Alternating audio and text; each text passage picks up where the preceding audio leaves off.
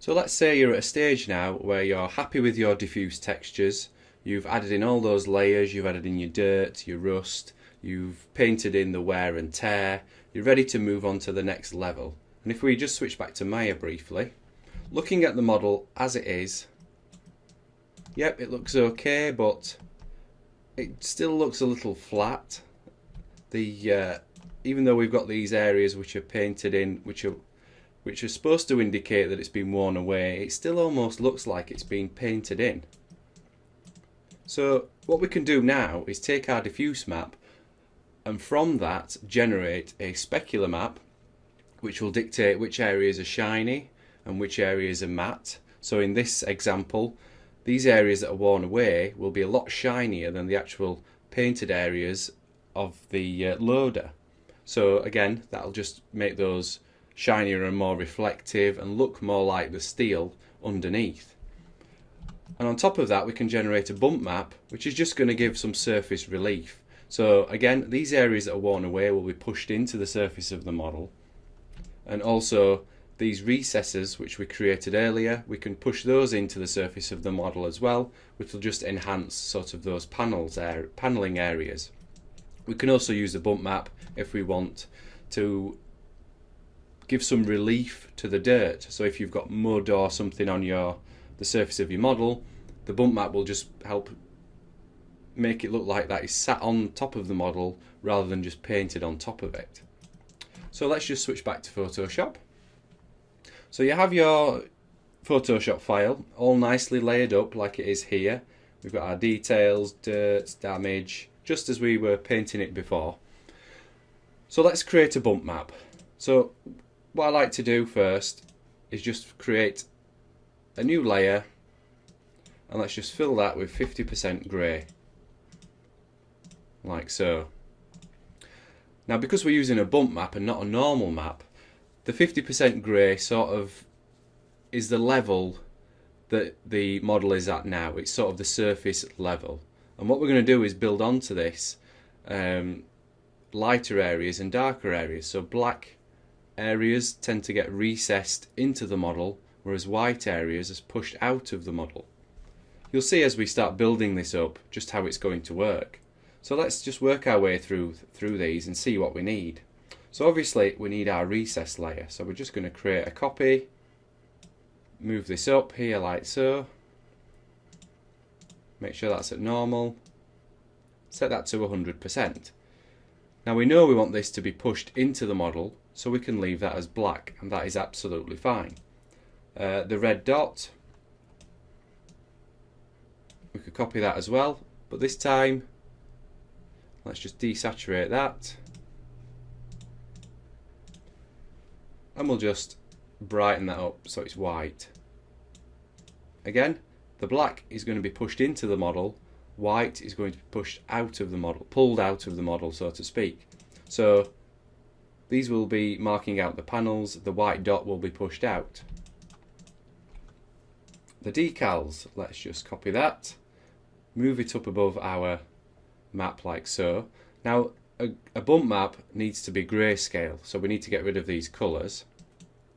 So let's just desaturate that first, and then let's just flatten this out. So brightness, contrast, brightness right up, contrast right up, and that's just going to make those white. We maybe need to adjust that again.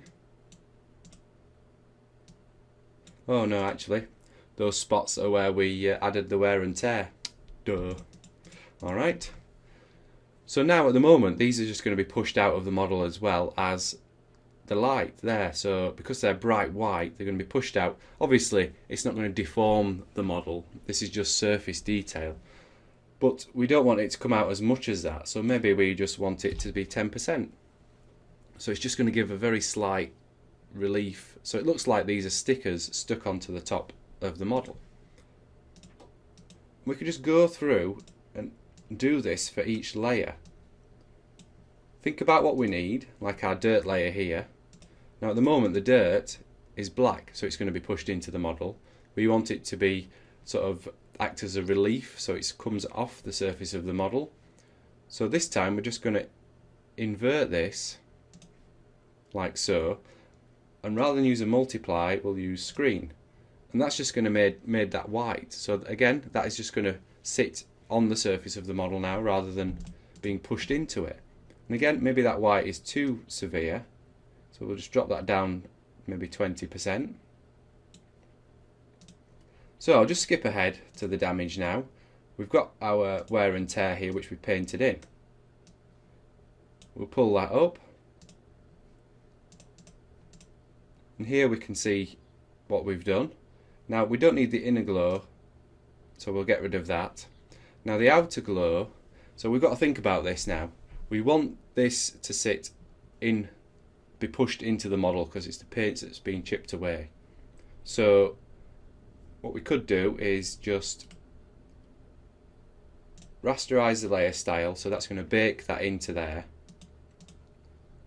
Just go back to our brightness and contrast, like so. Now that's white, so that's going to be coming out of the model, so let's just invert that to black. Now obviously we don't want it to be chiseled all the way in, so now we can just adjust the opacity again. So maybe we just want a little surface relief, because obviously paint isn't really thick. So that is just quickly generating a bump map. So if I just load in one that I've worked on previously, just drag this into here.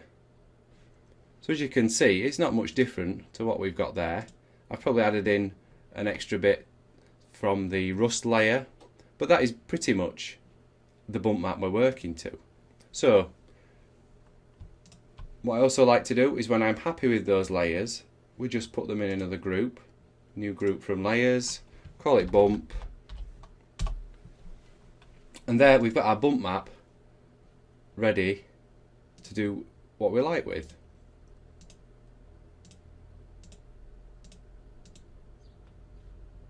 That's just changed colour because we have this hue saturation here, which was only affecting the wear and tear. All you do is if you create an adjustment layer like so, and you only want it to affect the layer underneath it, hold down Alt, hover over the area in between, and just link it like so. That just broke the link when we duplicated that layer, that's all. So don't worry about that if that happens to you. All you need to do is just relink it, just so that it only affects the layer below. So that's the bump map, and for the specular map we can do exactly the same process. We can just like we did with the bump map here, but instead of starting with a flat colour, let's just duplicate the background, move that up above, and what I'm going to do is I'm going to desaturate this. With a specular map you don't need to have it as black and white or grayscale. It will take the colour information off the map, and that will dictate the colour of your specular highlights. But for this I just want it to be black and white, so just keep that in mind as you're working. Perhaps you want yellow specular highlights on your model. If so, then keep the colour in there, just desaturate it slightly and make it a bit darker. But all I'm going to do is I'm going to desaturate,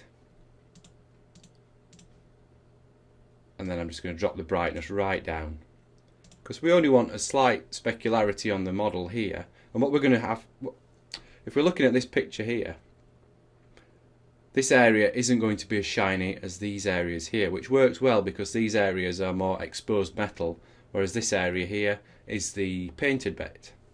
So just like we did with the bump map, it's just a case of going through each level, each layer, and dictating which areas you want shiny and which areas you don't. Well, you don't. So if we, let's say we take our recess copy here, pull that up above, we set that to 100%, that's black.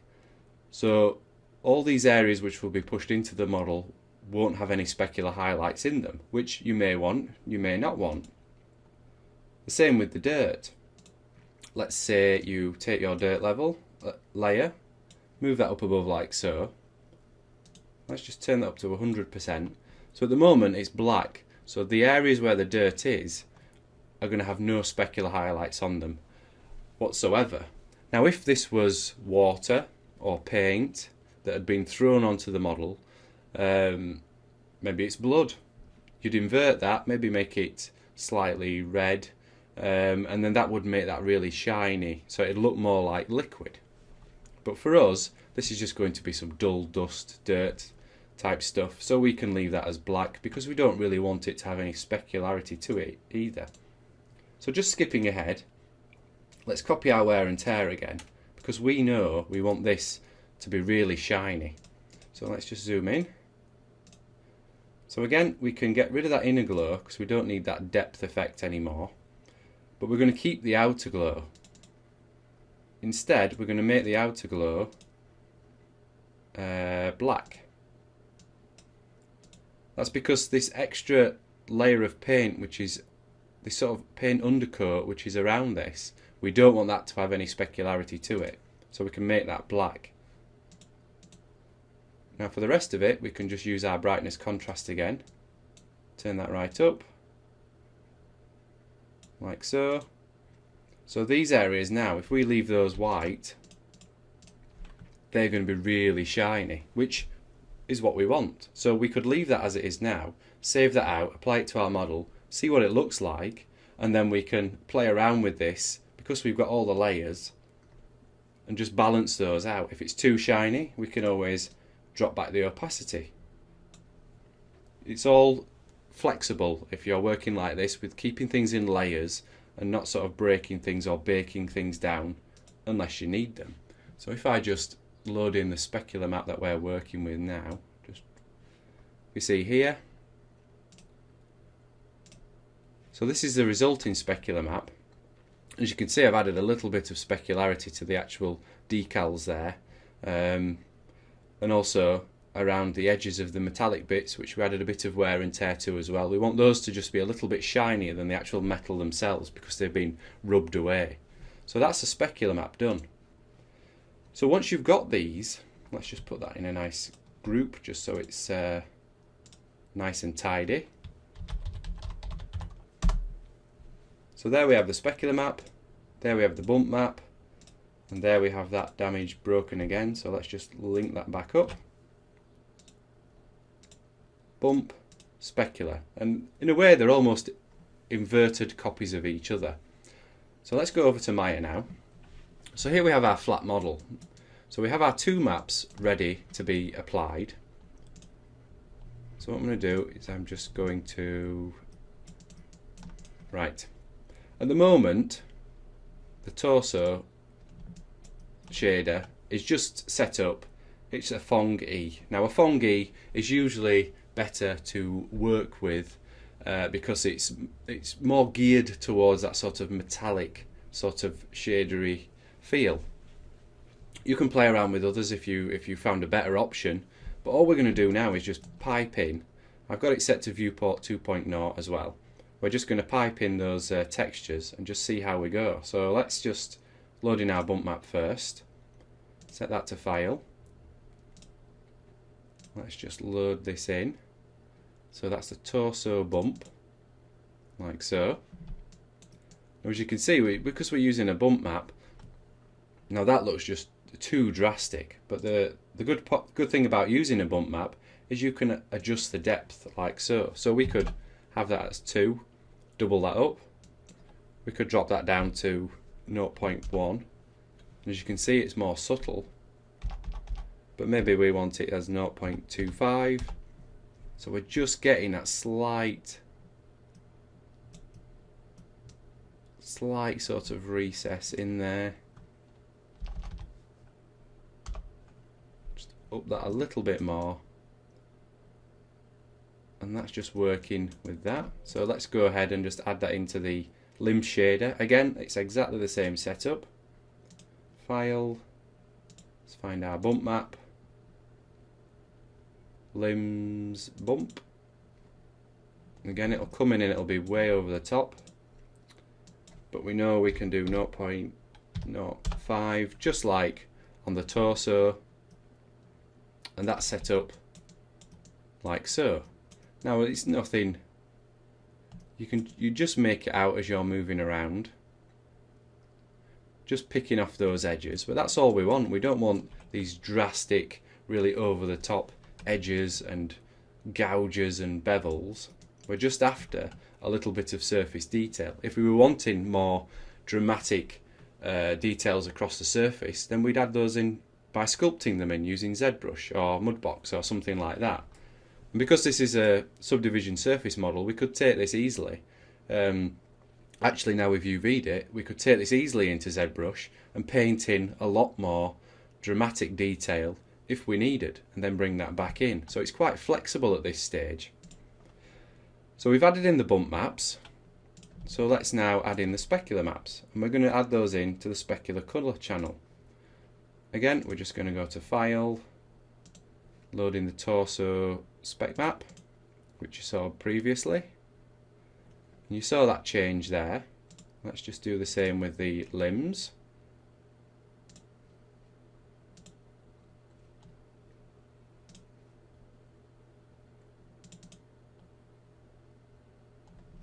There we go. And now as we move around, you can just see in here, this is a lot shinier than the yellow parts here.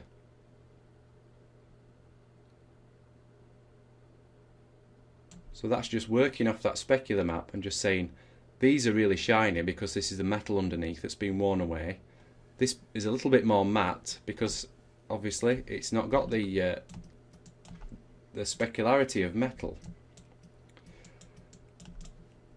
So from here we can just play around with our maps now, and if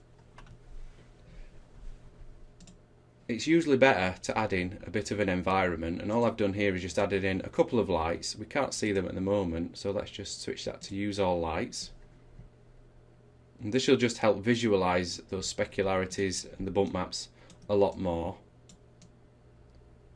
as we move around. Particularly there, you just catch that glimmer. But if you're lucky enough, you could have this, which you've probably noticed. It's the Caustic Visualizer. Now it's a plugin initially, which you can download for Maya, and it's in beta at the moment for 3D Studio Max. And what this is basically real-time ray tracing in your viewport, and it just allows you to see correct lighting, shadows, reflections, pretty much what you would see in your render. If I enable it, we'll let it just do its thing. Now the plugin, it has got a free 30-day trial, so I do urge you to download it, give it a go, and just see how it works for you.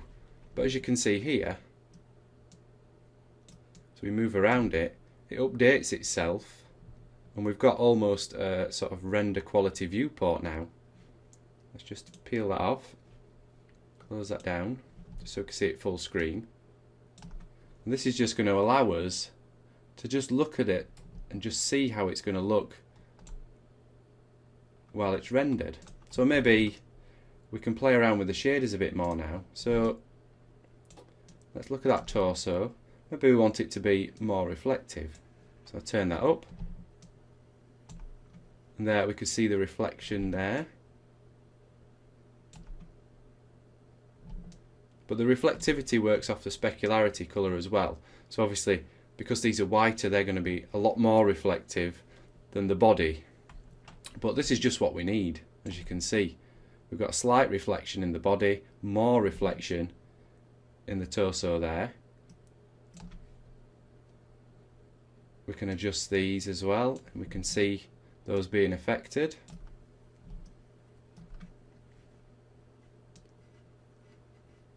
See that brightening up like so. Make the highlight size smaller. Maybe set that to 5. Maybe set that to 3. But the good thing is, we don't need to do preview renders every 2 minutes.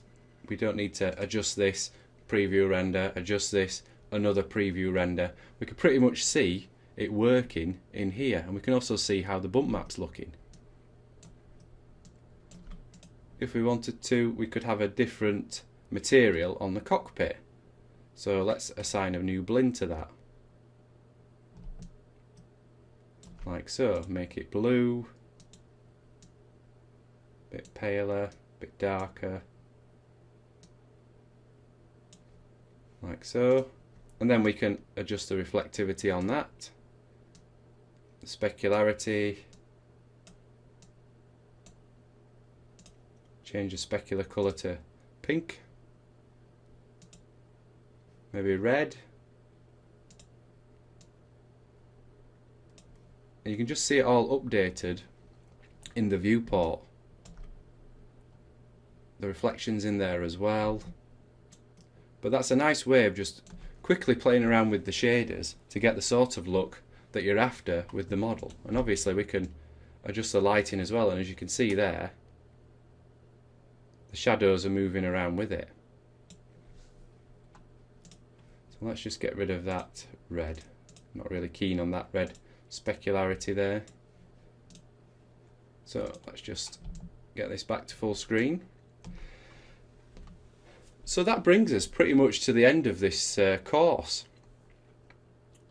Just to recap, what you've done is you have taken a pre-made mech type model, this loader character in front of you here, applied a full set of UVs to it, then you've explored baking out those initial texture maps, the occlusion map, the diffuse map, and those are just going to be there to get you started. When you then go into start adding in your dirt, painting in the wear and tear, and adding in lots more details into the actual textures. And then we've just wrapped that up just by adding those textures along with a bump map and a specular map onto a shader in Maya, and just throwing together a very quick render. I mean, obviously you can play around with those textures a hell of a lot more than I have in this course.